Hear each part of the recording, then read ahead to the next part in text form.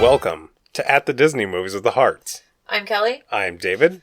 And this week, it's 99 Blue Balloons, that song from the 80s that I can't sing about lots of balloons. It's Up from 2009. Yeah. Good afternoon. Are you in need of any assistance today, sir? No. I could help you cross the street. No. I could help you cross your yard. No. I could help you cross your... No. Ow. I need you to share your initial thoughts about this movie first.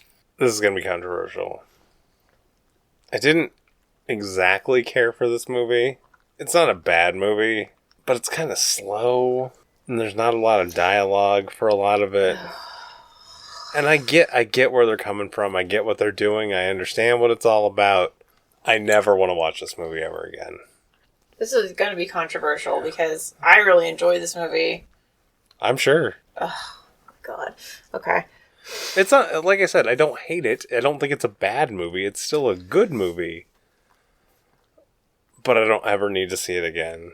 Well, so here's the thing. I did really like it, but I don't think I need to watch it again. Right. Because it was too upsetting. I didn't even find it that upsetting. It's just, it's a little slow. It's highly stylized, which is great. I mean, the visualization of this movie is amazing. I feel like I need to be concerned about your heart. I just thought that the whole heart-stringy part was a little contrived. I didn't feel that way at all. I did. I thought they were both losers who couldn't make their modest goal of life come true. The guy only ever made it to selling balloons at the zoo. That's not what it was about. Oh my God. Oh my God. That's what I saw. I don't know. Maybe I'm wrong. Because this movie was something that I would watch when I was a kid, and my mom would be bawling her eyes out, be like, "Oh, Mom, why are you crying?" But now that I'm an adult, it made me cry a lot. Let's see which makes me feel better about how I feel about it. Why? Because you would have been making fun of it as a kid. So David's basically 5. Yeah. No, I wouldn't have been making fun of the movie. I would have been making fun of my mom because she used to cry at a lot of things, and I cry at a lot of things now. But I would always be like, "Mom, why are you crying? It's so dumb. Like, stop crying, Mom." And I was such a little. Yeah. Well, weren't we all? So you didn't feel anything about this movie? I didn't say that. I didn't say that I didn't feel anything. I felt like I could see it coming from a mile away. Well, okay, that's fair, but it was very telegraphed, and I didn't like that. The only reason they never did anything is because they were both losers, and they didn't do anything with their lives. Literally, the whole point was that they were each other's greatest adventure. I understand that part, and that is very endearing, and that was the part that got me. Until he had a second adventure, which I just took to mean he could go out and get some... Oh my God. No, this movie was really emotional. But for a lot of it, it was not. From the beginning of the movie, they hit you with a freaking brick, and then they're like, "Oh, you feel sad? Let me hit you 5 more times throughout this movie." I didn't think that was that much of a brick at the beginning. It was like, okay, they lived together, and she passed away. Okay, it was a little sad. No, you didn't. Did you miss the whole part where they couldn't have a baby? No, I saw that. That was sad. It was very sad. I don't know. It was very sad. Of course. She can't have a baby. That part's tragic. I get it. This is a kid's movie. Yeah, I know it's a kid's movie. Or is it? But it is? Because the rest of the movie's a kid's movie. Yeah, no, I definitely think we're going to have very strong different opinions, because I thought this was a great movie. I really enjoyed it. It was definitely not what I was expecting. Yeah, it wasn't what I was expecting either. Which, I've seen clips of it before.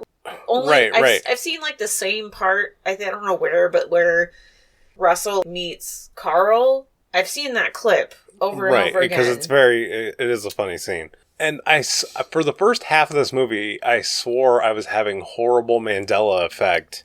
I thought there was a dog in this movie. I thought the kid had a dog. Did that dog just say hi there? Oh, yes. I have just met you, and I love you. There was. Oh, my God. Yeah. And then when the dog showed up, I was like, oh, thank God I'm not crazy. Yeah. No, I parts of it were kind of telegraphed. I get what you're saying with that. I really enjoyed. I thought it was a fun movie. It was really cute, and it was just very heartwarming. I cried more on Air Bud. Okay, well, that's... don't talk about Air Bud ever. No, I cried a lot during this movie, several points of this movie. Right. I don't know, maybe that's just me, but... Let me read the synopsis really quick. And Kelly's going to cry a lot through this podcast. Sorry, everybody. Shut up. No, I'm not. I'm not crying, you're crying. No, I don't know. I don't really know why. It just really... Hit home for Kelly. Her husband's the prickly old Carl. I wish I was that square. Whole head was so square. I'm very ovular. Okay. Up from 2009. Drama, family, animation, action, adventure, buddy. It's a buddy comedy. It kind of is, though. Carl Fredrickson, a retired balloon salesman, is part rascal, part dreamer, and ready for his last chance at high-flying excitement. Tying thousands of balloons to his house, Carl sets off to the lost world of his childhood dreams. But unbeknownst to Carl, Russell, an overeager 8-year-old wilderness explorer who has never ventured beyond his backyard, is in the wrong place at the wrong time. Carl's front porch. The world's most unlikely duo reach new heights and meet fantastic friends like Doug, a dog with a special collar that allows him to speak, and Kevin, a rare 13-foot-tall flightless bird. Stuck together in the wilds of the jungle, Carl realizes that sometimes life's biggest adventures aren't the ones you set out to have. More like overeater wilderness explorer. That was one of my favorite parts about his characterization, was how fat he was. Yeah, it was funny. Oh, no. Yeah, I mean, I guess that's pretty accurate. That is a long, long synopsis for one of these movies. Yeah. It's like, here's the whole movie. Yeah, I mean, it was. So, I don't know. So, the directors are both basically just Pixar people. That's pretty much all they've done. This whole thing is all just Pixar on Pixar on Pixar. It's Pete Docter and Bob Peterson. Yeah, and the Doctor dude did Soul and Monsters, Inc., and he was a writer on Toy Story, Toy Story 2. Yeah. And the Bob Peterson guy, he's done a lot of voice acting for all these movies. Including in this movie, he was Doug. I know, which was... I love Doug. Yeah, Doug is Spoiler alert, I love Doug. Everybody loves Doug. But I mean, I love Kevin, too, though. Squirrel. So, you know. You do? I do, kind of, yeah. I love Kevin. Oh, Kevin, yeah. Yeah, I kind of do. I was getting it mixed up with Russell. Well, that's the thing is, I really liked the characters, and I don't think you liked the characters as much as I did. No, I didn't. I liked Carl a lot. Yeah, no, he was... And I liked Doug a lot. I really did not care for Russell very much. And Kevin was neither. It was basically that same thing that was in Coco. No, it's way better. I like Kevin. So, I don't know why... So Carl Edward Asner, I could picture the guy the whole time he was talking, but I didn't know his name. But the reason I was laughing, I was scrolling through the movies to figure out where I knew him from. And there's a movie that I kind of think we should watch. I don't know. Hold on, I'm opening it up. It's called Getting Ed Laid. It's like a short. It's 23 minutes long. It has Edward Asner, and the little, I'll just read the brief thing. I like that you call him Edward Asner. Everybody calls him Ed Asner. Okay, well, it's called Getting Ed Laid, and it's a 23-minute short from 2016. An 85-year-old professor hires a hooker for a last hurrah. After afraid of taking Viagra, as it will kill him, he's waiting for a call back from a cardiologist when a quirky older hooker shows up. I kind of want to watch that. Oh, my God. Fair enough. But he's well known for being in Mary Tyler Moore, 5 million other movies. Yeah, he's all over the place. Yeah. Christopher Plummer played Dr. Mutz. Yeah, he played Muntz. He just died. Oh yeah, he did just die, didn't he? He just died, like 5 minutes ago. And he was in The Sound of Music with What's Her Toots. Julie Andrews? Yeah. David's number one. Yeah. Bottom. But he's best known, in my opinion, for being the narrator on David the Gnome. What is David the Gnome? It was an 80s cartoon. I don't know anything about that. Oh, Kelly. Look around you. There are many things to see that some would say could never be. Oh, Kelly. What? I wasn't alive. I wasn't alive. mean, for like 3 months in the 80s, I was alive. Yeah, I mean, I wasn't alive for Hogan's Heroes, but I know every episode. I mean, how does that work out? Because you're a freak. But there really wasn't a lot of characters or voices in this movie. Very few. Compared to most Pixar movies. Just because there was a ton of dogs who were kind of neither here nor there, other than Doug. Yeah, there just wasn't... Most Pixar movies have a ton of characters, and this one really didn't. If you think about it, through most of this movie, there's almost no sound. Is there? Or maybe music or something, but there's no dialogue. Yeah. No, it's definitely... it's a very visual movie, like you said, for sure. Did you have any fun facts or trivia? Other than Ratzenberger being the construction guy, I found this to be really tough to find fun actual facts for. It was more like fun opinions, and I just kind of got a little sick of looking at it. Oh my god. This is Pixar's shortest film. Oh, that I believe, yeah. I'm surprised that Toy Story 1's not shorter than this. Really? Yeah. Let me do something that's going to create a lot of noise. I didn't know I was going to do that. I was trying to hit the mattress. For those Pixar buffs out there, when Ellie and Carl go picnicking, the tree they sit next to is from A Bug's Life. Oh. And then my last fun fact, when they were creating this movie, even in the initial storyboard sequence, or storyboarding, the married montage sequence brought everybody to tears. Oh. As it should. Because some of us have feelings and have a heart, unlike my cold husband over here. God. Yeah, I didn't even think about it. What? I don't know. It's just... you really didn't feel any emotion during that montage thing? The beginning part? Yeah. No. That makes me so sad. I'm sorry. Oh, God. No, it made me have a lot of feelings. You ready? Ready as I'm ever gonna be. Okay. So, basically the movie opens and young Carl is at the movie theater and he's watching it's one of those old, it seems like a 1940s. Newsreel kind of thing, Yeah, and it's about some explorer going down to South America to find some creature that he's discovered. It was kind of like 60 Minutes, but on a newsreel. And, okay, this is the one plot hole in this movie, is when he's watching this explorer guy is clearly in his 20s. So I also thought that was and a problem. then at the end of the movie, they meet and they're like the same age. So I'm like, how does that work? Yeah. I mean, it kind of works because you can be like, oh, well, they're only 15 years apart. Carl never really took care of himself. This guy clearly took care of himself. And that was the one part of the movie that I was like, that doesn't really because track. Carl could have just been like 65 and that dude could have been 75 and it could have been just fine. It's true. That's true. But it didn't, you're right. It did not track that well. So he leaves the theater and he walks by this decrepit old house and he hears there's some girl in there basically playing the same type of... The Spirit of Adventure. And then it's Ellie and she's a crazy girl and then Carl's of course smitten right away and then... And he's also a super shy boy. Yes, he is. He doesn't say anything. He's just kind of like, oh. And Ellie's just like, you don't say a lot. I like you. And it's really cute. I'm helping. I really liked this part, actually. Yeah, this part was really good. She's all excitable and happy and just kind of yanks Carl along. Yeah. He loses his balloon in the house. She gets him to go after it. He breaks his arm. Yep. And then she comes over to his house at night and she's like, I'm going to show you this thing I've never shown anybody. And it's her adventure book about all the things she's going to do and all this other stuff. And basically then it goes into the montage. Of where they get married, they buy an abandoned house, they fix it up, the same abandoned house. Yeah, that's important. That's very important that it's the same house from when he first met her. That shows that they both are losers that work at the zoo.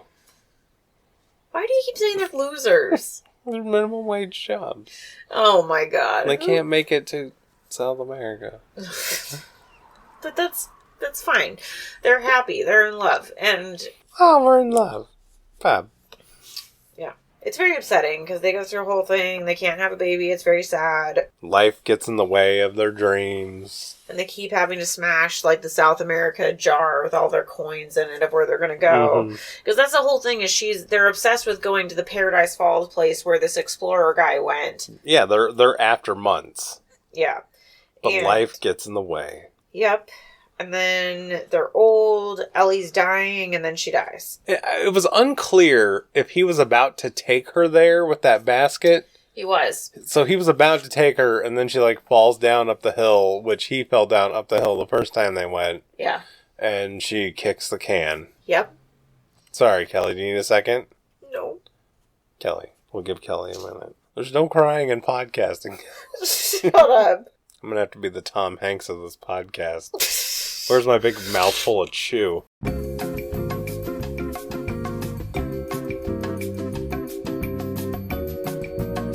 So we cut back to Carl. He's crusty, he's old, he's all alone in the house, just living his life like this very slowly and terribly. And it cuts out, and you see that there's just massive construction all around him. There's these giant apartment complexes going up all around him, and he's the old curmudgeonly who won't sell to help the development keep moving. Which is fine. That's cool. I actually appreciate that part quite a bit. They really want Carl to sell, though. And this is where we have Ratzenberger talking to him, and he's just, like, blowing him in the face with a leaf blower. Being a cunty old man. And then Fat Russell shows up to his door to help. Before that, though, doesn't he fight the guy, or is that Negative, after? It's after. Okay, sorry. Kelly's already ruining it. No, shut up, sorry. No, you're right. Okay. So Russell shows up to help. He needs to get his elderly assistance badge. So Carl sends him on a snipe hunt. You know, he's just like... And Snipe is like some made-up creature that he made up. That's a commonly known made-up creature. Oh, is sending it? on a snipe hunt is a trope, yeah. Oh, I don't know that. What? I don't know. Where would I have heard that? Everywhere. Okay. Okay, that's fine.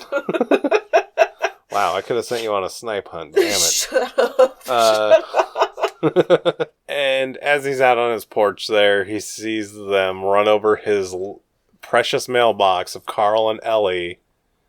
And he just loses his goddamn mind and knocks out this construction worker with his cane. His cane, his tennis ball cane, is like the one that you see all the old people have with the 4 tennis balls on it. Yeah, 4 tennis balls, little cane deal. Carl then has to go to court. We see him driven home by a cop, given another... We didn't mention the mail with the Shady Acres, but yeah, so basically he's being sent to an old person's home because he's, quote, a menace to society. Yeah. So... in his house, he's kind of, well, this. And he finds his balloons and all of these helium tanks where, I don't know where you get that many helium tanks.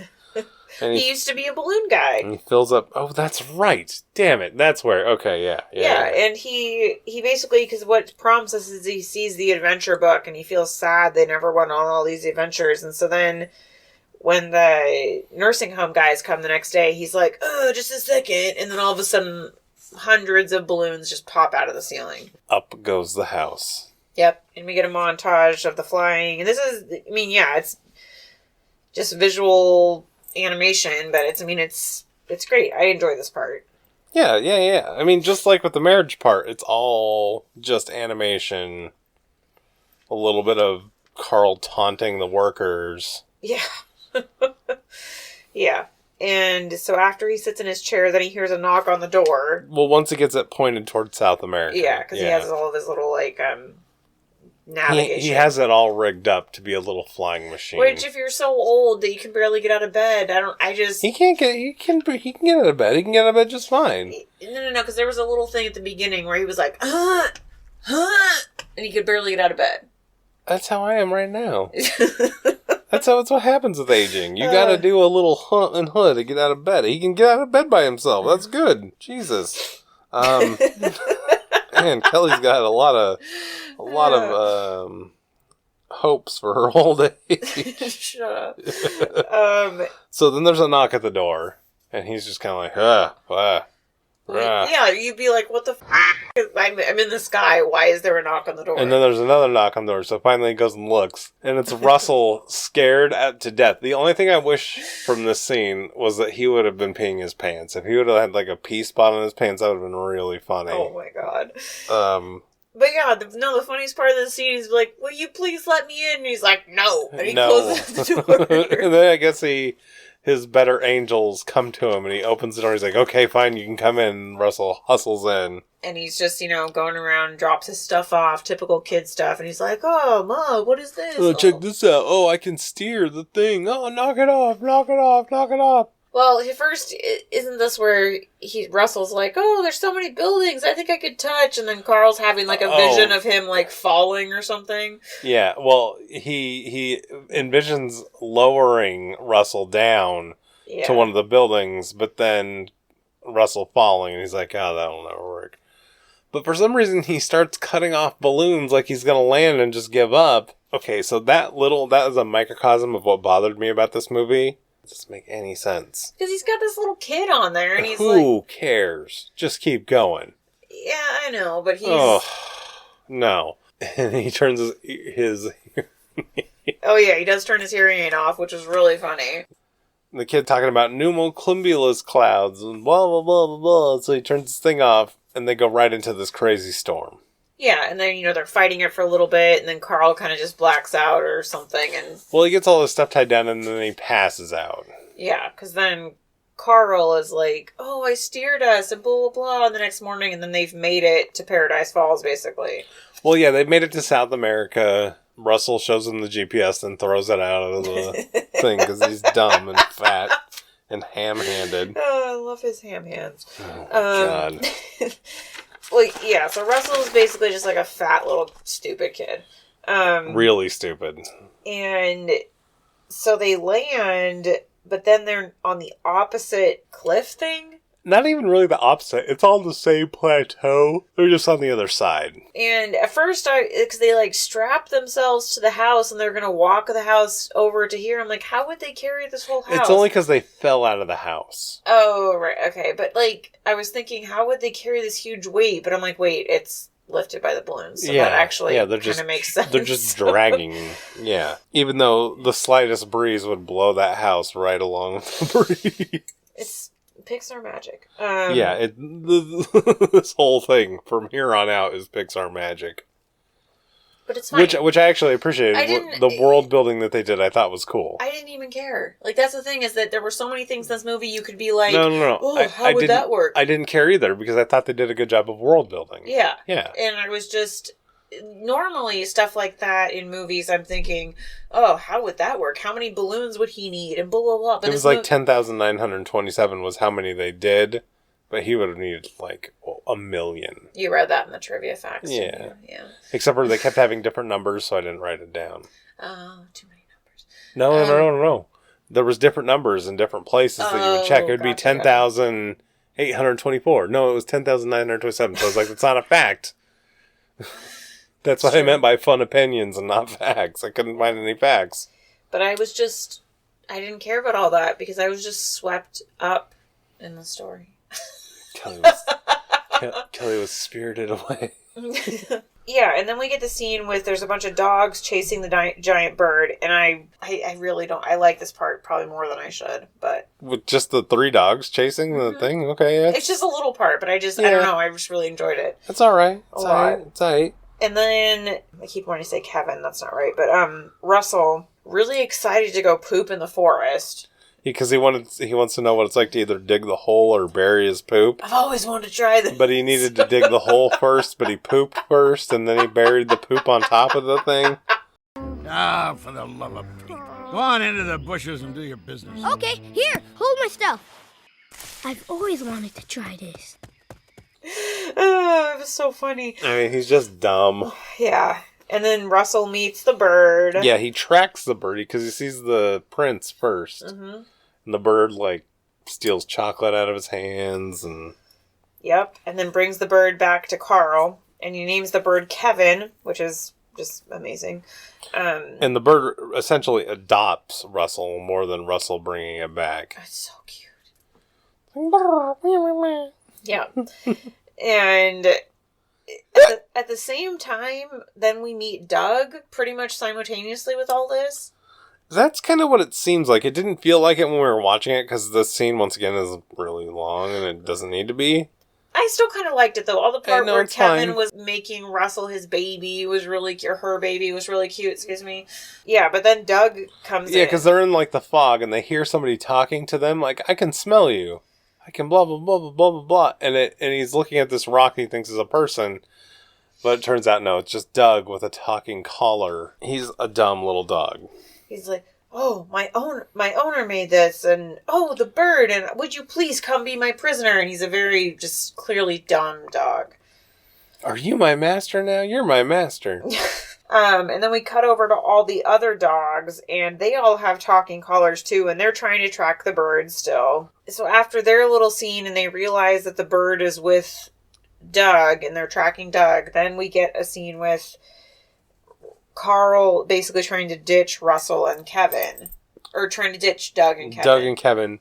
He throws the tennis ball, he throws the chocolate, and they run through the woods. Or the jungle, excuse me. Yeah.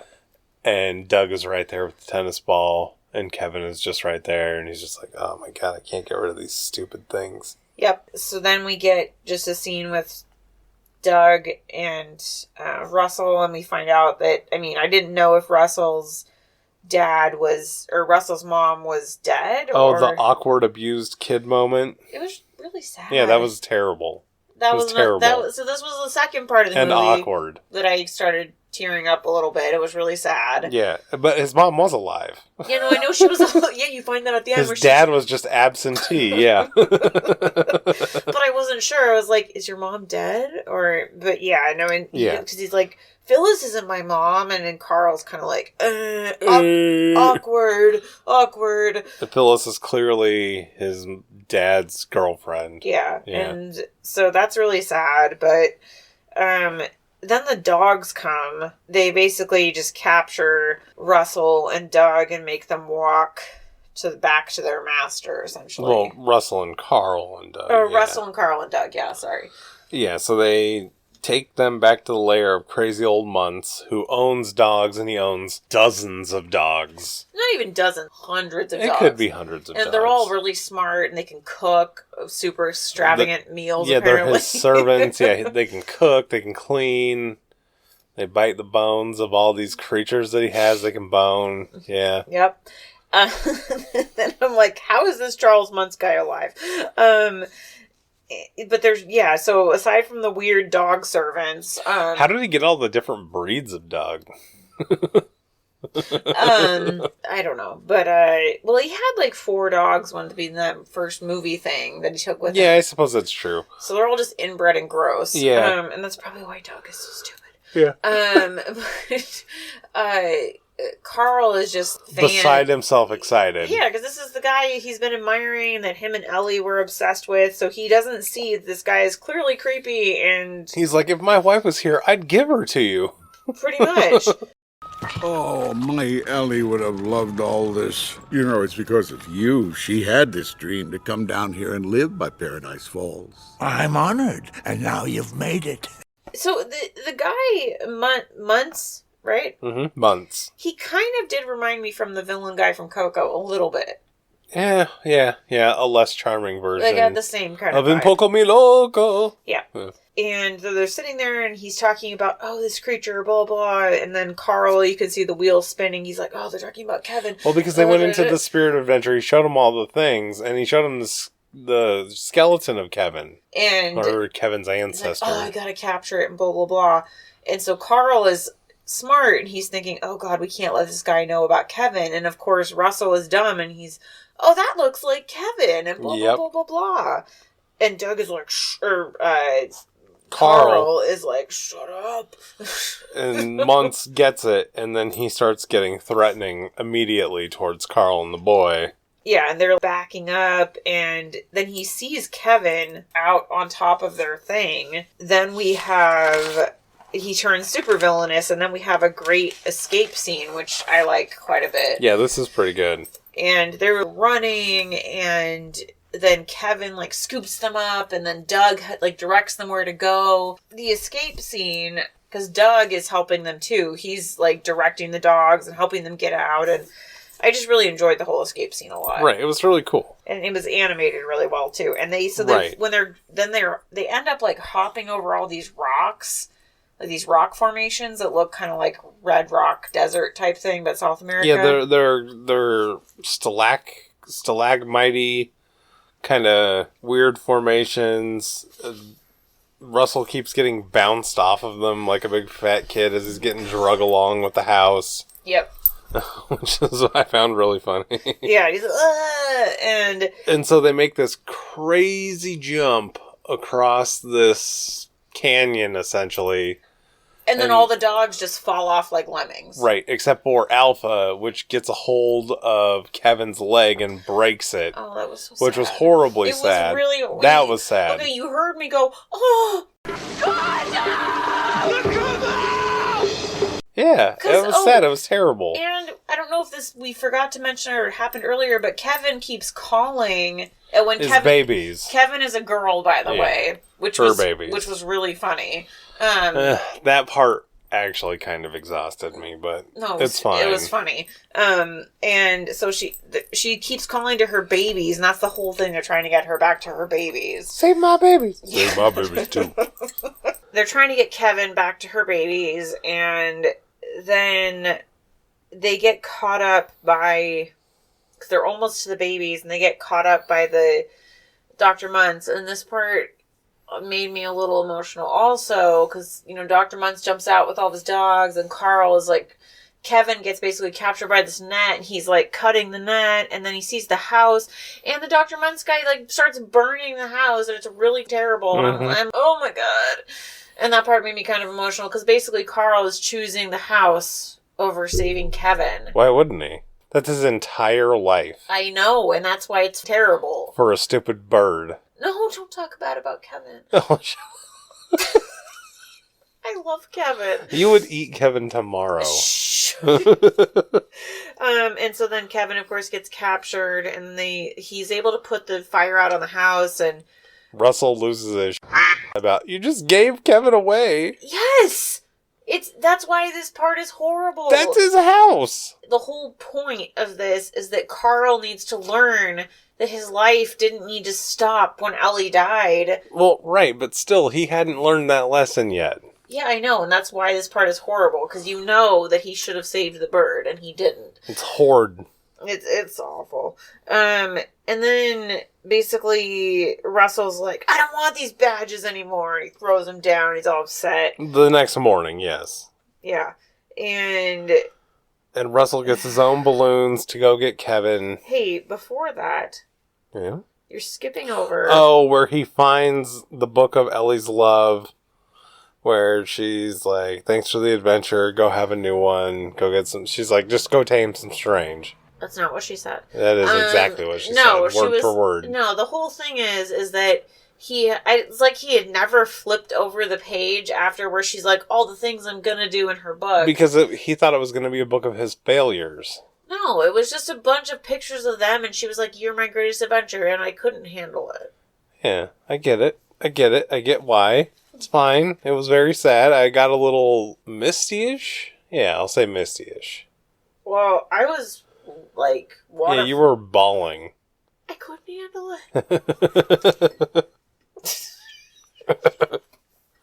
It was too upsetting. It was really upsetting. Oh, yes, okay. Then Russell then gets the balloon to go get Kevin, and Carl's like, no, wait, now I'm on your side.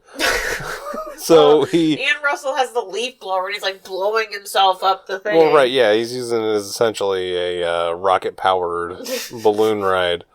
Carl just starts throwing all of the ballast out of the house, all of his memories, all of his furniture, so that the house can start floating again.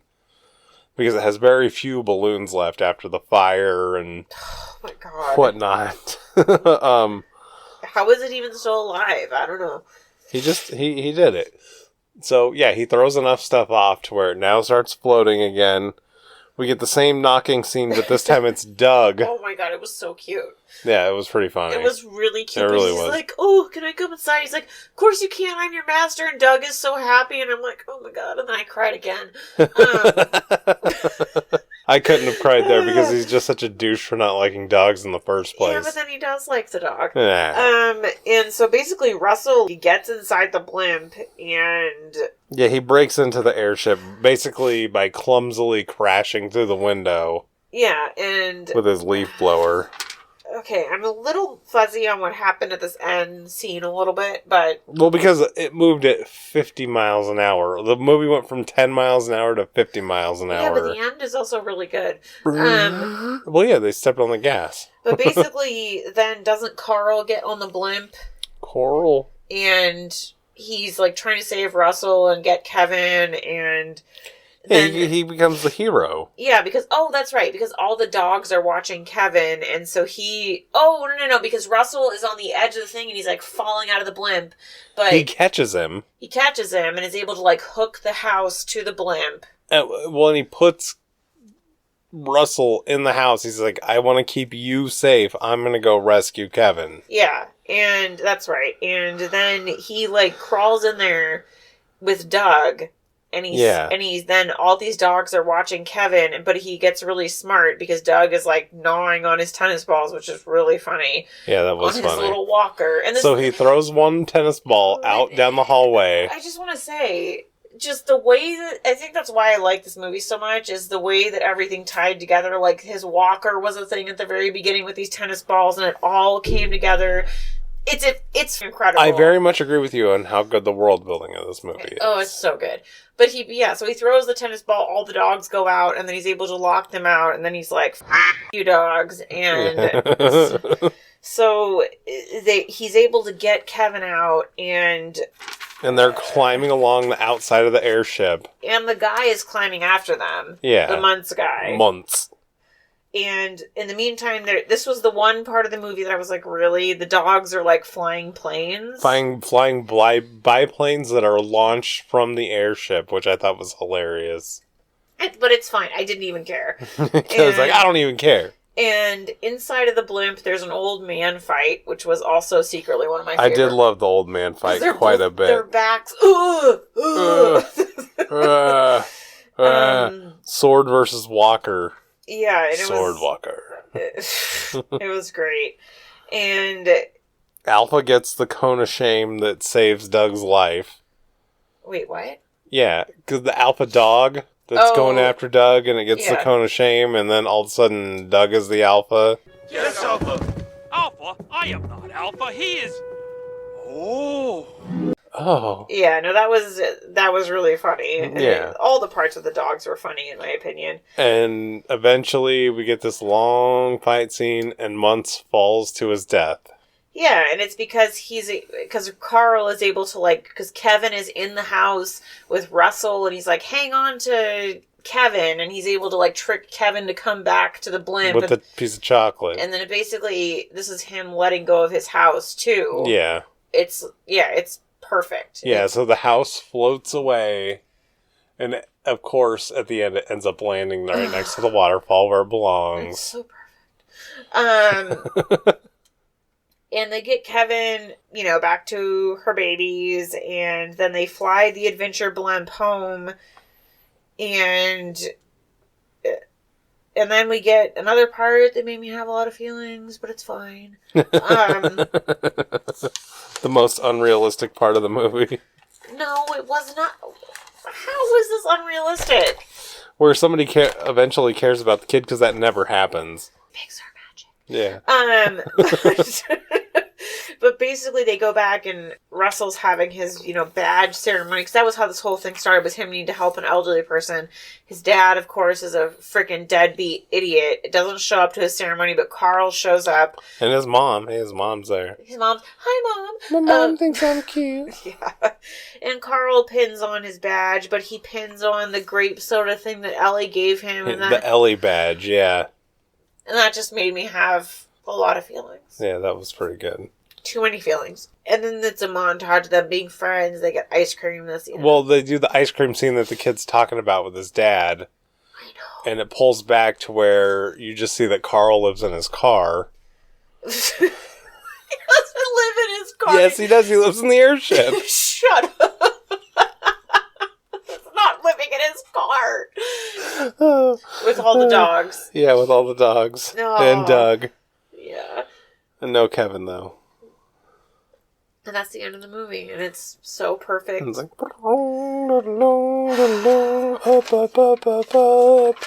up. Is that your thing of the score? Yeah. I already know we're going to disagree on everything, but that's fine. What was your favorite part, David? I really liked when Carl finally became a human again. Which part is that? After he reads the letter and is like, oh yeah, I should have another adventure. Oh, yeah, that was... I can't talk about that. Yeah, no, with the part where he's looking at the scrapbook, and then that was... I call it Carl's Bloom. Oh my god, that part was What was your favorite part of the movie after you stopped crying? Not that. That was too upsetting. But no, that part actually did make me cry the hardest. It was awful. So, I really like the part where Kevin and Doug are helping them escape from the guy. That is really good. I don't know why. It was animated really well. And, Yeah, it really was. I was really it was into very it, interesting. And I just have a weird fat obsession with Kevin now. I have a second runner I up. have like a few. Well, I have two. I have one more after this, but okay. What's your second runner up? Is the chocolate trail with Kevin was really funny. Wait, so do you mean at first when Russell's like leaving the little chocolates, or do you mean when at the end? When No. When he's leaving the little chocolates and he's like hiding and yeah, the part was really it was stupid. Yeah, but it was funny. I liked it. Carl's like, I see you back there. right. It was enjoyable. That's why I like Kevin. And that's right before we meet Doug. Yeah, no, that's good. And yeah, so I mean, I have two other ones that I really liked. I also like where Carl first meets Russell. But also where they meet Doug. That part is really funny where they meet Doug is funny. But my other runner-up is at the very beginning where Carl meets Ellie when they're little kids. Oh. It's just so cute, and what's incredible to me is that, and you might not feel the same way, but that whole, like, montage of them and their life together, I mean, they did a really good job of, like, you actually care about these people. Well, from what you read in the little fun facts things, it was all, they base that off of a bunch of silent movies of people getting married, so they just strung together a bunch of people's happy moments and turned it into that. Yeah, but it's like that was the basis for the whole movie, and I mean, it worked for me. I really enjoyed it, and it was just really perfect. So my third runner-up was Old Man Fight. The old man fight was really, really good, too. And this movie did have a lot of really good scenes. Like, I definitely really liked a lot of them. I don't disagree. But yeah, I gotta go with my number one. It's still Kevin and Doug help them escape. I really liked that part. There you go. So there's not a lot of songs in this movie, just a score. Yeah, there was like one main score they had that kind of played throughout the whole movie, but there wasn't any songs at all. Well, at the end of the credits, there was "You Are My Greatest Adventure." It was like up, up, up, up, yeah, up and away. So the main character, obviously Carl. And he was kind of a loser. He loses his wife. But he's a great character. And then he finally... I'm just saying he was a loser financially. No, I'm just kidding. Shut up. No, but he's a really good character, He's a great character. Ed Asner did a great job of being him. Because that basically kind of was Ed Asner. No, it was really good. Because he was kind of a villain of his own story, too. Yeah. I mean, you could see his bitterness from not having a child and a lot of other weird things like that. Yeah. And he was an awkward kid, and so Ellie was his life, and that's why it was really sad. Ellie. And the other main character, I guess, is Russell, and I know I mean, he was fine, but he was so stereotypical as just a fat kid. Yeah, but with a big old heart of gold. But his whole thing was just a good storyline, too, with his, non-existent dad, or whatever. But he wasn't annoying, which is, for any time there's a little kid character, I always judge of how annoying they are. I thought he was a little annoying, but I don't think he was annoying at all. I loved it. And then for our villain, we had Months, which... he was fine. I thought he was a good villain. It just wasn't... I don't know. He had kind of a sympathetic storyline. I mean, it's not like he was doing his things to be bad. he was trying to clear his name Yeah, that's true. for That's something true. where clearly he got back in the day. Yeah, no, I mean it's true. He wasn't overly evil, but I mean, You were sympathetic to his cause a little bit. I mean, but I loved Kevin more, so it's fine. But no, Kelly's Kevin blind. I love Kevin. But no, I just, for as much as I like villains, it didn't really matter that much because I liked the rest of the story so much. And then we also had the dogs, who were Oh hilarious. my god, Doug is so. Are you? No, the dogs, not Doug. Oh yeah, and that part was actually cute because they were all, oh, he has the cone of shame, and ball. Or once, Squirrel. well, the squirrel thing. But when they lose Kevin and the professor, and they're all calling him at the same time. Oh yeah, That oh part my is God. hilarious. Yeah, because it's they're- low key, super funny. They're like, he's in this sector. He's blah blah blah. He's blah blah blah. He's blah blah blah. He's like, Yeah. one at a time. Yeah, that part was really funny. Yeah. No, all the dogs were great. And then, you have Alpha who keeps, like, his voice keeps going out from the super low to the really high because his wire is broken. Right. Which I did not appreciate that at all. No, it was kind of a stupid bit. Yeah. But So Doug is a side character. He's just a dumb dog, which is funny. Squirrel. he's so cute. He like, and when he was helping them escape, he was doing things. He's like, I'm helping. I'm helping you. But he was actually helping. And Kevin, who's a dumb bird, who's also helping. I'm helping you. No, I love And that part where it broke its leg was really upsetting. Yes, it was really upsetting because she's just trying to get to her babies. Yeah. But Kevin, so apparently pre-COVID, obviously, and Ann and I was really hoping we would see Kevin on our trip. Because, When we were, you knew? well, I knew that Kevin was a character from Up, but yeah, there's just like a bird that walks around that is like a person in a bird costume, but it looks like Kevin. I feel like I might have seen that. Well, you saw it on AJ's channel, but No, I feel like I might have seen that while we were there. And just not known what it was. But I wanted to see Kevin. I mean, I think I might have seen it like... But now that I know, because I remember seeing it on AJ's channel, like, oh, Kevin walks around or whatever. I want to see Kevin. You're going to just call it AJ's channel? You're not going to shout out when it's on Disney Food Blog, when Yeah. she's talking, or it's on the other chick's podcast that I listen to, when they talk about, and hers is, WW Prep School, sorry, Shannon's channel, when she talks about Kevin walking around, and I'm like, I want to see Kevin, and now that I've seen the movie, I want to see Kevin. I feel like I might have seen that out of the corner of my eye and just not cared. The cinematography clearly was just beautiful, amazingly crafted. Like, as time went by, you saw Just Carl's stubble come in and a million, the balloons, the way that they were animated a million different times, did all kinds of amazing things. the balloons were just that part. It's so dumb, but they were so good. They were beautiful.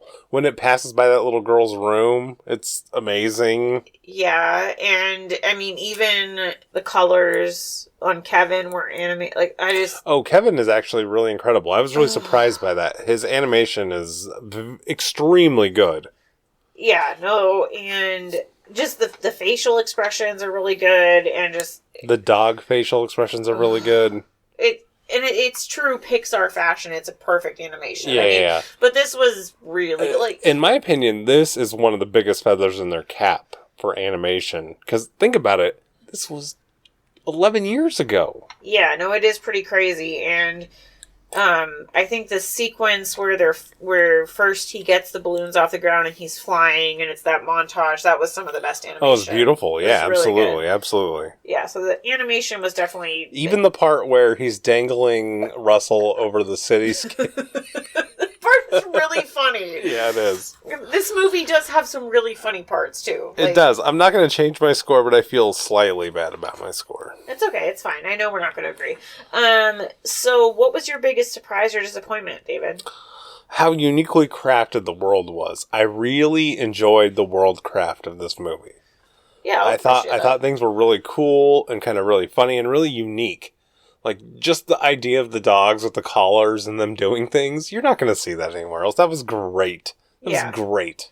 And mine kind of piggybacks on that, just the story in general, like the whole part with Kevin and the bird. Like, Right. I I knew kind of, oh, there's an old guy, and I knew there was something really sad with his wife dying. I knew that just from all the Disney stuff I'd So seen. same, and I knew the fat kid, and I knew the dog, but that was it. Yeah, but this is very different than any other Pixar or Disney movie that I've ever seen. And Certainly. I know that I had a stronger emotional pull than David, obviously. But that's always going to be that way. But that made it one of the better movies that we've watched, in my opinion. Fair enough. Fair enough. It was really well. The story was very well done. So how would you remake this movie? I wouldn't. Yeah, I mean, I was just putting nope. No, but like, there's no reason to. It's perfect as it is, but it is something that I don't think I need to watch again, because it's too, I can't, it's too upsetting. But it's really good. So any final thoughts? Would you recommend it? I would just say you really need to be emotionally prepared to watch this movie, because I think you need to be in the mood to watch this movie. You need to be in the mood to watch something that's more serious. Yeah. Because people told me, oh, that movie's so sad. And I'm like, oh, yeah, it's sad, whatever. But, like, so if you're one of those people, if you're, like, a mom and you have kids and they make fun of you when you cry, like, maybe don't watch this one. I wait till your kids are older to watch this movie for like, crying out loud. And it's just very sentimental. Like, you got to be in the mood. And I don't think I was in the mood to watch this at all. Maybe not. Not a movie like this, yeah. Yeah, because I think. I'm more in the mood most of the time when we watch these for like an unidentified flying oddball. David just wants wacky and makes no sense. Yeah. So the budget was $175 million. Oh my god. And they've made $735 million. So a very, very, very unsuccessful Pixar movie. Which makes no sense to me, because this movie is, sorry for all you Finding Nemo people, but this movie kicks Finding Nemo's ass. I'll agree with that. I actually, as far as biggest surprise, I really liked this movie a lot. Oh, Kelly likes it a lot. So if you were to give this movie a rating, Kelly, what would it be? I'm kind of scared to give you my rating because I know it's going to be vastly different than yours. So what? That's the whole point of this movie, of this podcast. This movie made me have a lot of feelings, and that could be part of my... But I really liked the story, like the characters, like the animation. I loved all of it. Mm-hmm. I was very surprised by this movie. I was thinking it was going to be in like the 75-80% range, but I gotta give this movie a 97%. Yeah, I already wrote the 9. What? I already wrote the 9 in. I was just waiting to see what the other one was. Oh, shut up. No, I was very surprised by how much I liked this movie.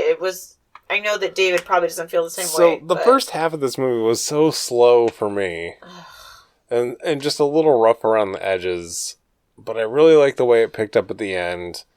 And yes, it was very sentimental and very emotional, but it didn't pluck me today. I gave this movie a 65%. It's still good. It's just not great. I can't. This is definitely going to be one of our biggest discrepancies we've had so far, I think. It is. Which is fine, because, I mean, I care about things like emotions, and David just is Doesn't. like, I just want, Julie Andrews' tits, so it's What? fine. No. It's funny that you're referencing a show that was like 10 episodes ago. What was your reading again? 65. I'm so disappointed in you. It's a good movie. I just don't want to see it again. I don't think it's... I think it's a movie everybody should watch at some point. I agree. So what do you think the Rotten Tomatoes score of this movie is? 100%. 98%. Yeah. And 90 with the people. Yeah, exactly. Because it's... Guess what? My score contributes to the 90 and 98%. Because it's a positive review. Yeah, I got you. Calm down. It's okay. David's really sensitive. I'm not sensitive. I just... You're silly. I'm not silly. I just have a lot of feelings, and this movie made me feel them. I'm just not gonna do something for feelings or for something I don't ever want to watch again. It's not even about feelings. It's just about what's a good movie. And okay, so what time is it, David? It's Kelly's favorite part of the podcast. Ugh.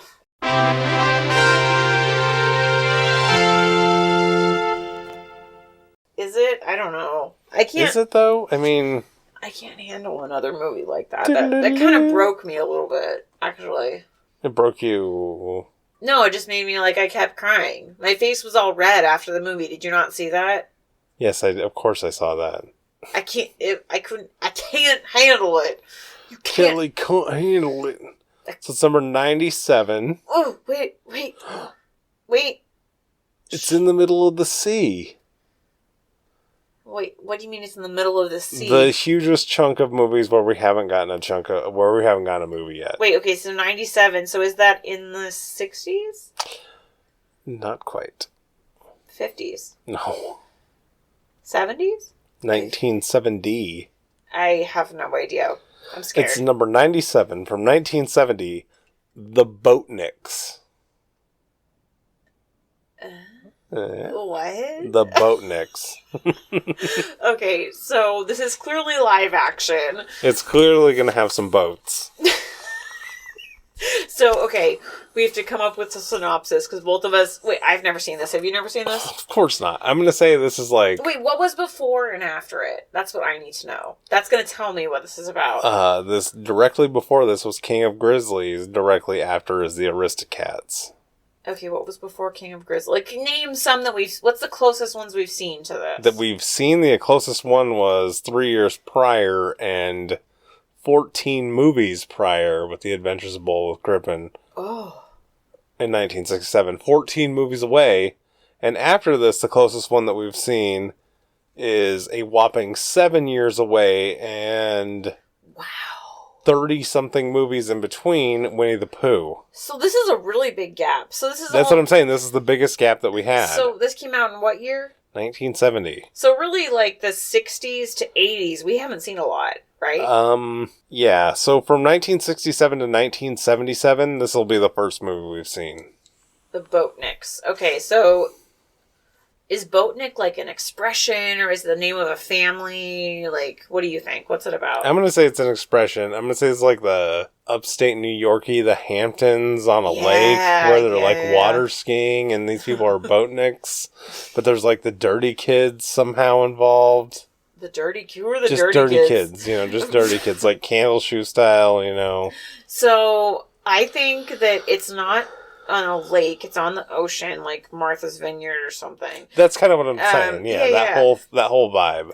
And there's going to be like a guy who's trying to get some girl, of course, and she's like, but I think that there's going to be a treasure of some kind, like, oh, we got to find the treasure, and maybe there's some pirates, I don't know, or there could be some like wacky random like smugglers in there somewhere. So this is in the 60s, is that what you said? 1970. Okay, so maybe like some smugglers, and they're going to try to steal something to take to a nuclear power plant. I'm going to say that the prize is the girl. The Boatniks. I have never even heard of this movie. Nope. So that's what we got. Yeah. I feel like it's going to be very unidentified flying oddball. I'm hoping. I really hope I'm really excited for that. And because think about the last movie we saw this before. This was Bullwith Griffin, so it could be amazing. Yeah, but that was a long time. It could also be utter garbage. It could be terrible. Yeah. So in the meantime, if you'd like to follow us on Facebook, Instagram, give us some likes or comments or whatever, send us an email at thedisneymovies@gmail.com. We'll happily reply to you. Yeah, like, subscribe, share with your friends. Please follow us on Instagram, like David said. And yeah, just leave us a review, because those are super helpful. And share us with all your friends so we can grow our show. Most of all, just subscribe and listen. That's what we like the best. Tell your grandma to subscribe and listen too. Maybe not your grandma. Your grandma, because your grandma's going to go to her, like, backgammon friends or whatever and be like, oh, this podcast is so good. Don't you remember when we were kids and we watched this movie? Yeah. Your grandma's going to be like, I saw the Boatniks in theaters. That's what I mean. Yeah, exactly. I was in the Boatniks. I was an extra. Okay. But for now, this has been At the Disney Movies with the Hearts. I'm Kelly. I'm David. Bye! Bye!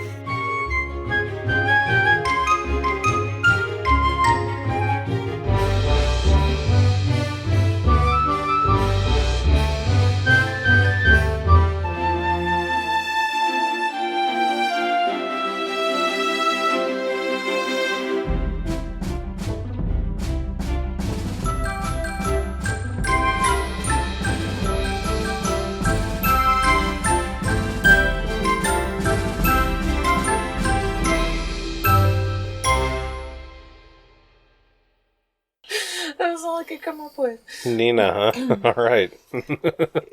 I thought it was appropriate. New balloons go by. Yeah, you know what I'm talking about? Right? Yeah, of course, yeah.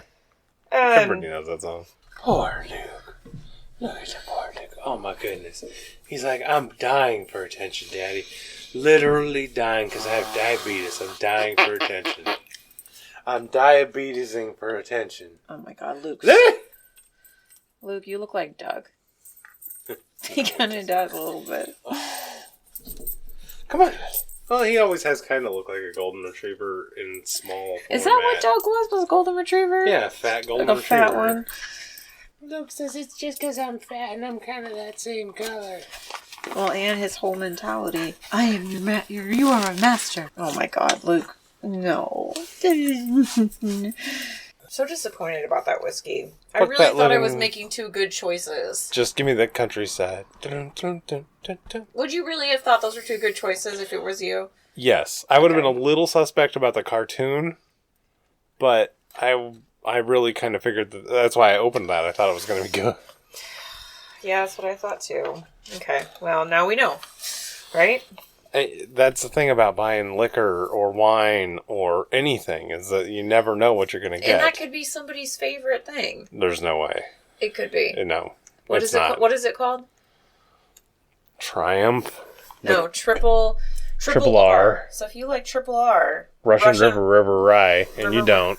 River Rye, please write in so I can be like, oh, told you so. I was right. Or Winchester Double Oak. Ugh.